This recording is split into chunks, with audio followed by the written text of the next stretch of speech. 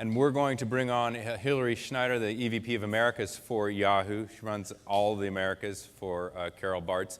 She's promised me she won't swear near as much as her boss does. So welcome, please, Hilary. Wearing purple.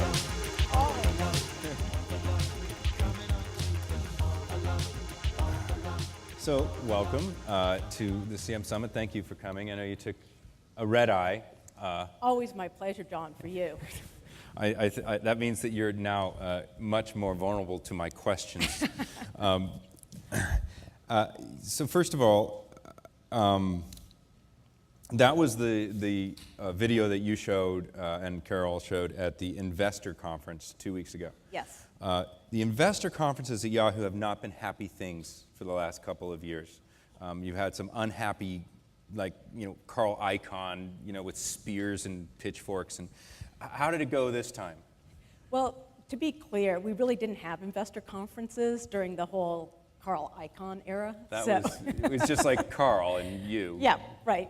So it was the probably, moderators and probably didn't make a lot of like sense. a Jerry Springer sort of.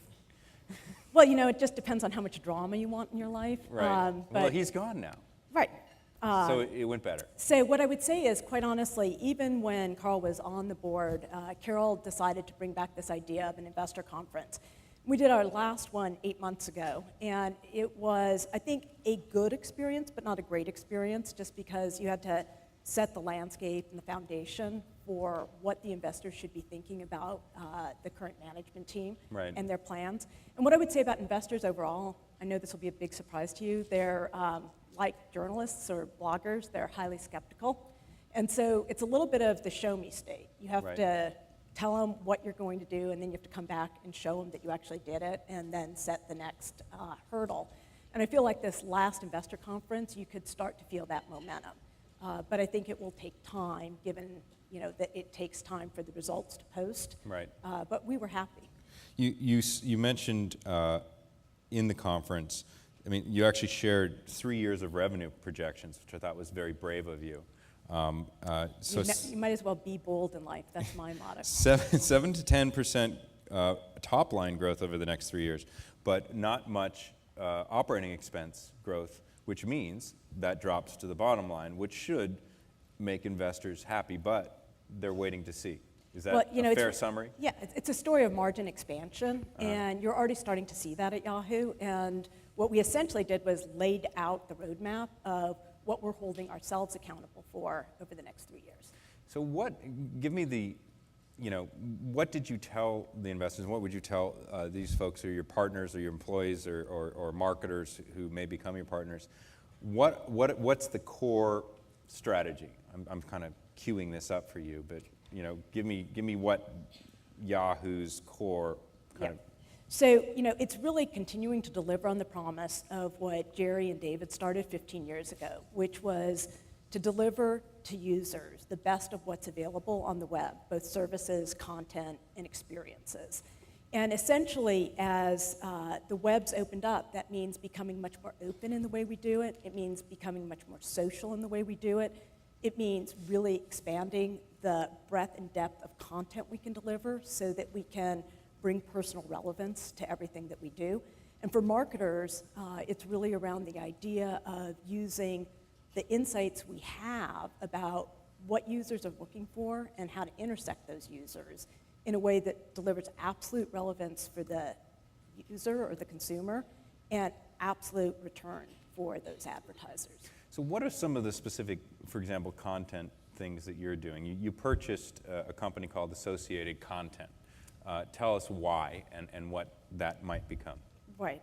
So Associated Content is really the pioneer in crowdsourced content. And they have real scale in the way they operate, 380,000 contributors who essentially are delivering content, and Associated Content is able to identify what kind of content that they're looking for, and then they curate that so that it's high quality content. And when we think about that as part of our strategy, once again, we are the largest media company in the world, and our content strategy has really extended. So we have a 4-part content strategy, and once again, this all comes down to this idea of personal relevance. How do we ensure that we can, on a real-time basis, deliver to you the content that you're looking for? So Yahoo has long been a leader in really working with licensed content from the top content brands on a global basis. We have extended to now have crowdsourced content, which is really what we bring in with associated content, so that essentially we can deliver along the long tail of all the interests that you as a user have. So we dominate today in news, sports, finance, entertainment, women's, but this really extends that ability. Along with that, we are also producing more original content. So, traditionally the mix of original content on Yahoo was about 10% of what you would find, and what we've been doing is hiring more editorial talent, really top reporting talent, editorial talent, as well as producing more original video. And so we would expect the mix of original to increase from about 10% to probably about 20%. Does the original content include the what you call the sort of crowdsourced? Is that part of what you would call original content? No, I would put crowdsourced separate. So crowdsource, original, and then license. Yes, and I'd say in the fourth piece is social. So those are the four elements. So I'm going to go back to content, but since you said social, and we all care about social, I'm going to ask you about this. There's a story in the Wall Street Journal this morning about your integration with Facebook. Now, this is not news. It was announced late last year that you were going to integrate with Facebook. But I think some folks didn't realize how much you were going to integrate with Facebook. Tell me about that and why you made the decision to sort of go almost all in, so to speak, in a partnership with Facebook. So let's go back to the core strategy of Yahoo, which is being able to deliver you personal relevance. Clearly, your social connections are a critical part of that relevance. And so when we think about deep integration in social, Facebook, there was a nice story in the Wall Street Journal today, and others have picked that up, around the ways in which we're doing deep integration, so that when you come onto Yahoo, both in terms of being able to read as somebody who wants to check in on their social world, but also being able to post, so that you're actually publishing. When you see an article or a Flickr photo that you want to share into your stream, you'll be able to do that as well, not only from our homepage or from our content verticals, but also from your mail experience. But it's not, when we think about social, it's not Facebook alone. We've also announced deep partnerships with Twitter, and most recently with Zynga, and it's really around giving you, the user, the ability to find the content, the services, the community that matters most to you, and doing that on an integrated basis. And is your bet, basically, you have 600 million or so uniques, is that? You're good, John. I do my homework, or at least I try. Sometimes I get it wrong, but I think 600 million, which still is bigger than Facebook, although the growth trajectories might shift that in a quarter or two, but that's a big audience. And so is your bet, we're going to give those 600 million folks, when they come to Yahoo, they're going to basically have everything they need to engage socially, to consume content, to share it with friends, and that's going to keep them connected to the Yahoo brand? Ultimately, we start with the idea of how do we make sure we're surprising and delighting and making it really easy to use for the users to get what they want. And when we do that, we think we accomplish exactly what you just said. In fact, I'll put you out there on the road for us if you want. Oh, yeah. I have a day job, unfortunately. That's going to cost you $500 million if you want to do that. I'm surprised only $500 million, John. Well, that was yesterday. Okay. So let's talk about advertising strategy compared to the past. Yahoo is a display, king of display, and has been for quite a time. I like to say the queen. Okay, queen. Yeah, sorry, queen is better. And that is under challenge now, particularly by Google, who's made significant, declarations of, Eric Schmidt, give him, a minute, he will say, display as our next, big battleground. At the same time, he's going to say mobile. At the same time, he's going to say TV. At the same time, he's going to talk about search. They're throwing a lot of pasta, that's true. So tell me how you compete with Google and display. You know, Yahoo really founded the idea of display advertising, and we've partnered with the marketers as we've all grown up in this space. And what's interesting is originally online advertising was an emerging media, and so I feel like we collectively grew up with marketers in terms of understanding the challenges, understanding pain points, and then really thinking about what it takes to deliver that emotional experience, that performance experience in an integrated way online. And the relationships that we've had have enabled us with this industry-leading platform to become, I think, much more capable at scale of delivering the flexibility you need to really influence share shift, which is we know that consumers have moved online. A third of all their time is spent now online. And if you look at online spend, it's at about 12 or 13%. And so what marketers are really looking for and the conversation they need answers for is how can you help us as a strategic partner really understand the ways that we can shift our spend, but to do it in a way that delivers on the return, that delivers on that emotional connection. And so if you look at the video that we produced here, this isn't a marketing medium in terms of what needs to be delivered.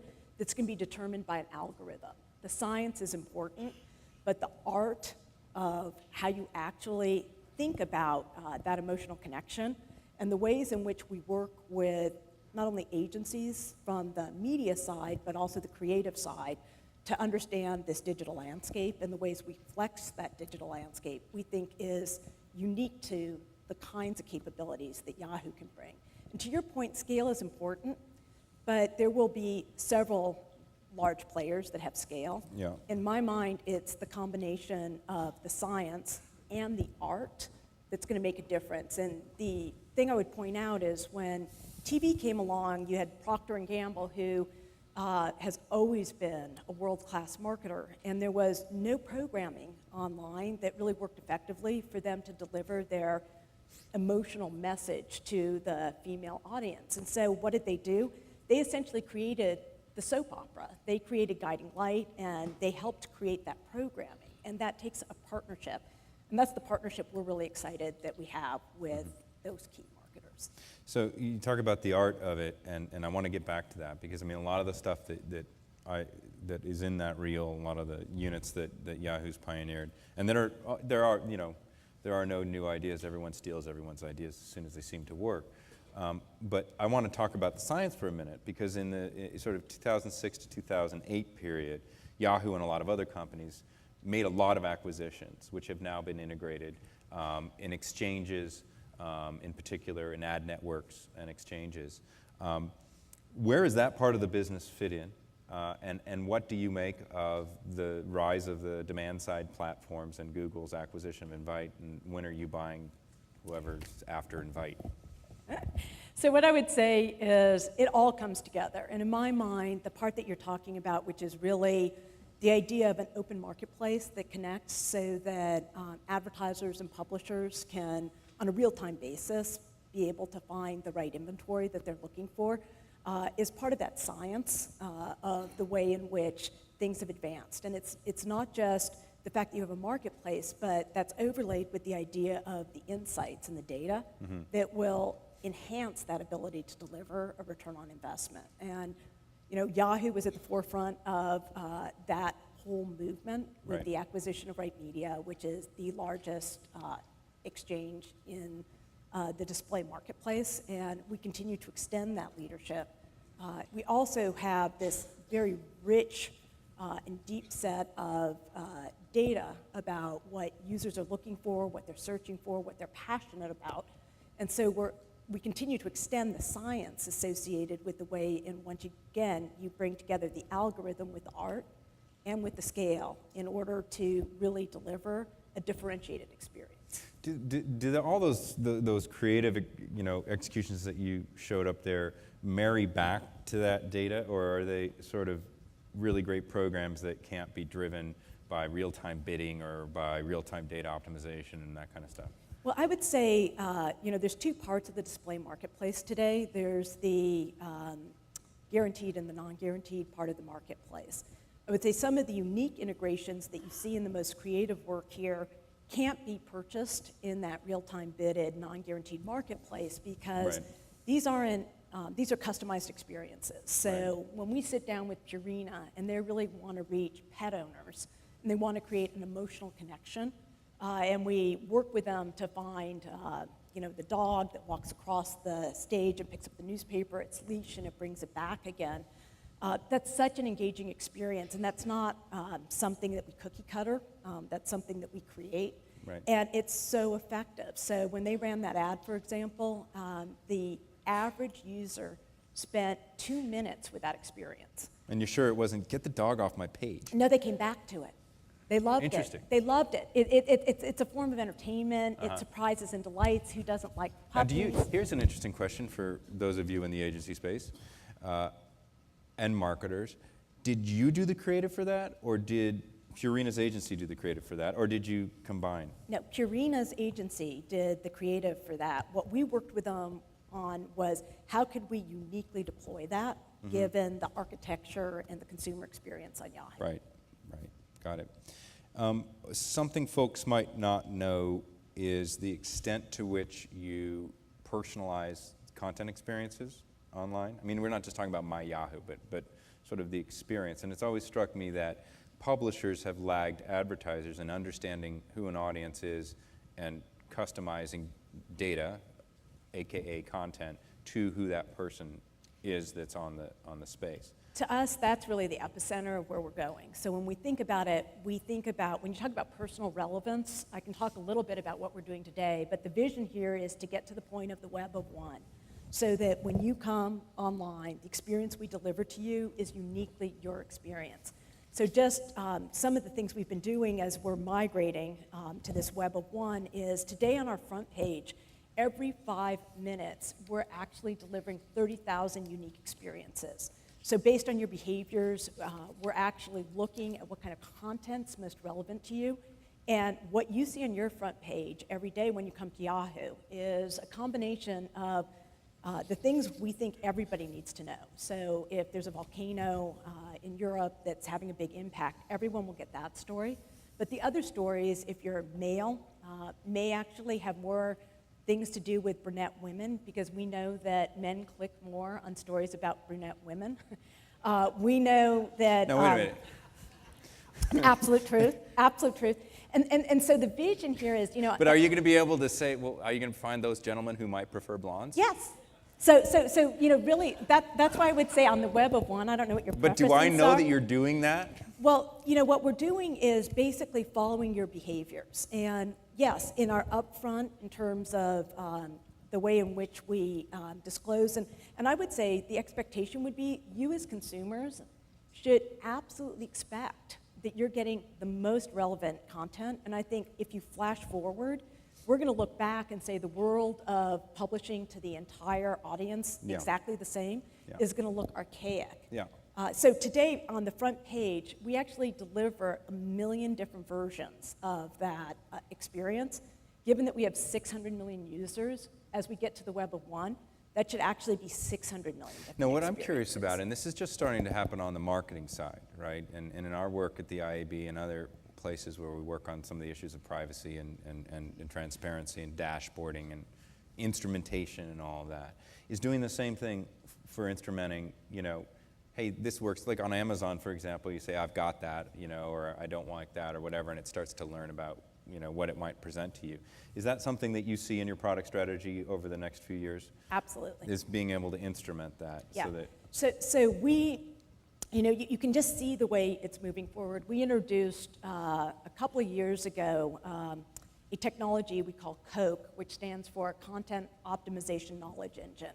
And it is real time, on a scientific basis, using algorithms, understanding what consumers are finding at that moment in time the most relevant. And so when we introduced that technology, we saw the click-through rates go up by multiples.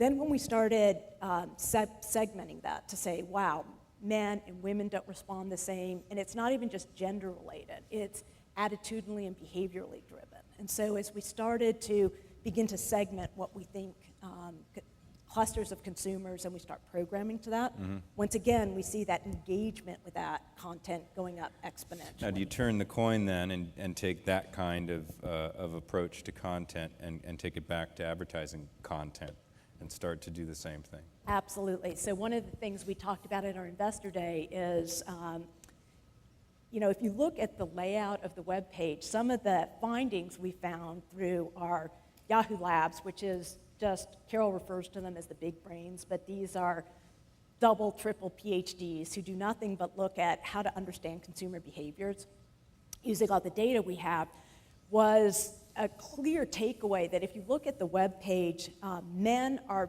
blind to any ads on the top of the page and on the right side of the page.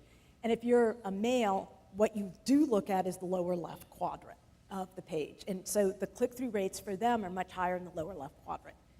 If you look at younger demographics and you look at women, they love the banner or the top of the page, and they love the right-hand side of the page. So the vision of where we want to go is to very real-time configure that page and work with marketers to say, depending on who that user is or who that consumer is, where should we put the creative, and how do we change the creative? And you're going to that sort of audience. dashboard that real-time optimization as well, so Yes. you can start to see, Yeah, heat maps of audience and.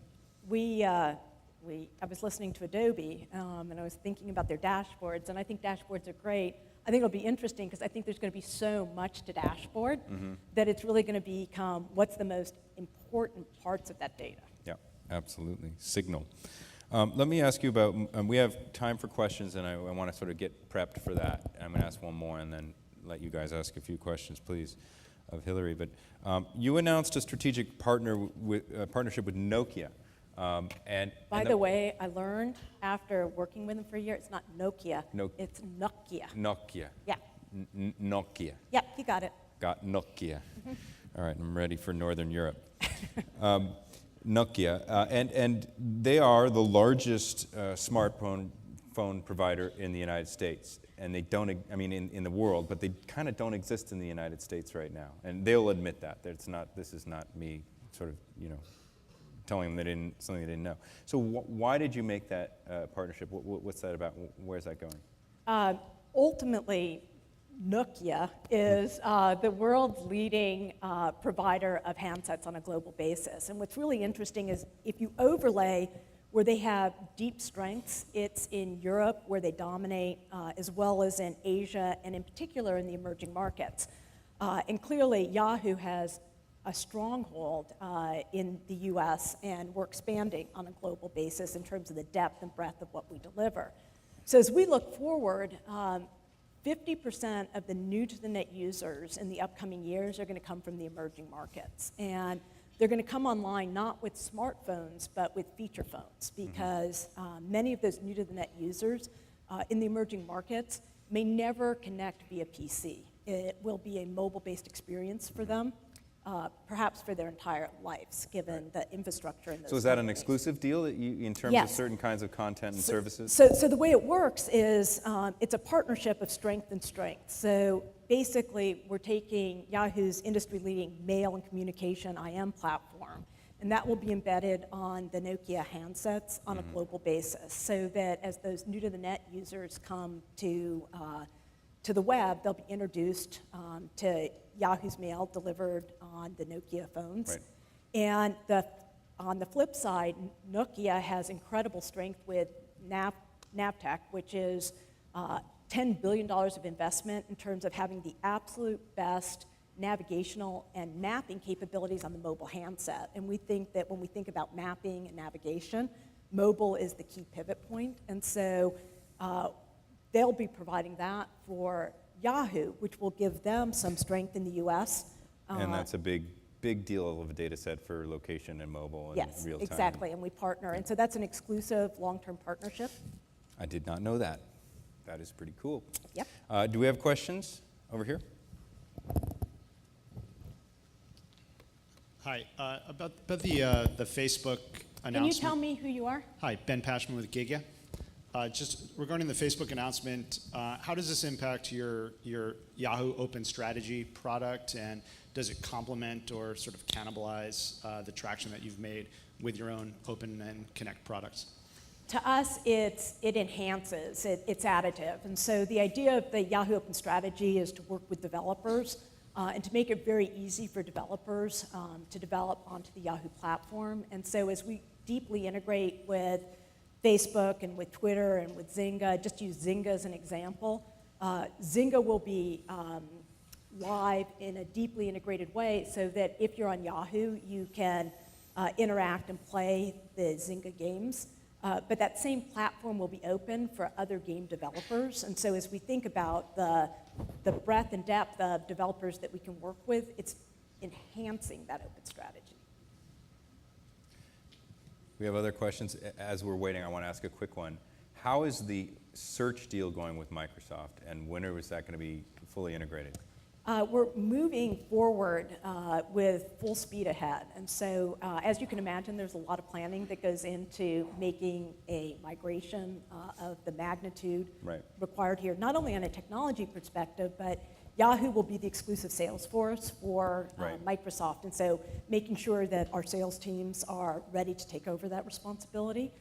That migration planning is moving with an expected date of migrating by before Q4, so end of October.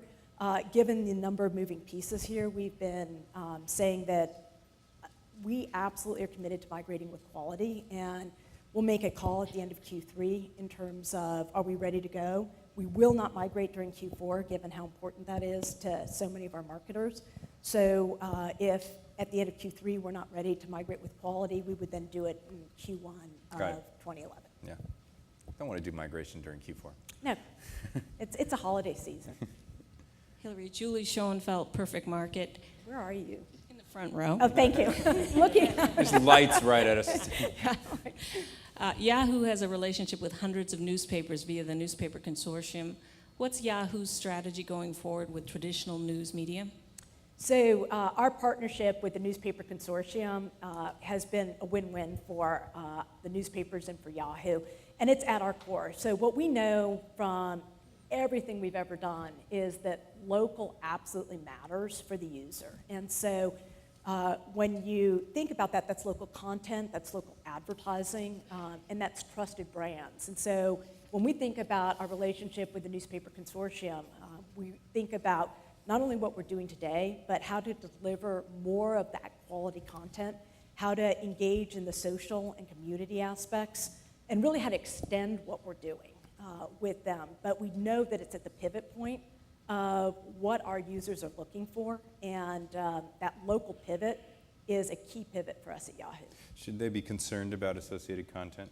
They should think about associated content as additive for them, because ultimately, as you think about that content strategy, we talk about licensed premium content providers. That's the sweet spot of where the newspapers and their brands really stand out for our communities.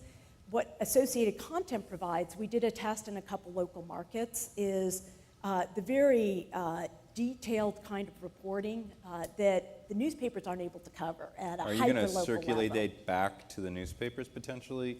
That's a conversation we're very happy to have with them. Mm-hmm. Okay. Thanks for the question. I wanted to get to that one, and I didn't. It's on my list, though. One over here, and then I think we'll have time for just one more after that. Hey, Hilary, Derek Ball with Tint. Was wondering, you mentioned earlier that you were trying to figure out what people were finding engaging right now so you can serve that up. How are you actually doing that? How are you deciding what's engaging right now? We essentially have, I talked about this content optimization engine, but essentially what we're doing is taking all of the inputs we have in terms of your search activity, what we're seeing from users on our site, and on a real-time basis, we actually have algorithms that generate the suggested list of what's most relevant. It bubbles up based on user feedback and all the intent signals that we have within the system. An important part, though, is we have a whole set of curators and editors who are looking at that algorithmically generated content, and then they make the decision based on the best of human judgment in terms of understanding what the brand of Yahoo stands for and the overall picture of the balance that we need to deliver with the suggestions that come up from a set of real-time intent signals that we have at Yahoo. Do we have one more before we break? Anyone over here? No? I feel like I have to ask you because I haven't had a person on stage in the last 3 years from Yahoo where there hasn't been a huge background noise about who's going to buy Yahoo. So is anyone going to buy you now, or is that a dead topic? Our investors are buying Yahoo, so you can buy it too. God, you're our good. stock is trading at, I think, an attractive valuation relative to our growth, and so that's who's buying Yahoo. But are you going to buy AOL by chance? We would never comment. I'm going to ask Tim Armstrong when he gets here we how would that never might look. comment on our I had to do conversations. It. Thank you for being a sport, and please join me in thanking Hilary for coming here tonight. Thank you. That was good. Yeah, it was fun. That was good.